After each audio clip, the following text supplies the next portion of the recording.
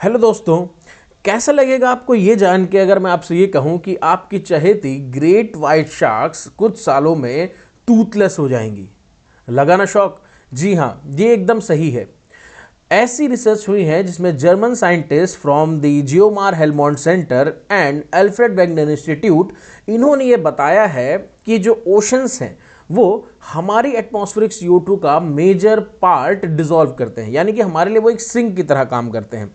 Climate change की वजह से बढ़ती हुई CO2 कंसंट्रेशन धीरे धीरे ओशंस में भी बढ़ती जा रही है और ये CO2 ओशंस एब्जॉर्ब करके एसिडिक बनते जा रहे हैं।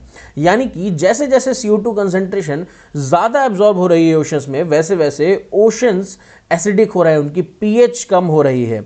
ये गिरती हुई pH एक सीरियस कंसर्न है। यानी कि उस रिसर्च के हिसाब से बाय 2300 हमारे oceans would become 10 times more acidic from now. तो इसका हमारे शार्क्स पे क्या असर पड़ेगा? इस एसिडिटी की वजह से जो हमारे शार्क्स हैं, स्पेशली ग्रेट वाइट शार्क्स, उनके tooths will become more brittle.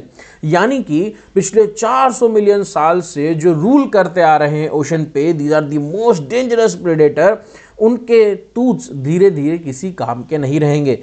यानी कि अगर ऐसा हुआ तो शार्क्स, जो कि मानी जाती हैं पूरे ओशन में हमारे इकोसिस्टम को मेंटेन करने के लिए, रेगुलेट करने के लिए, जब वो ही नहीं रहेंगे तो इकोसिस्टम कैसे रेगुलेट होगा?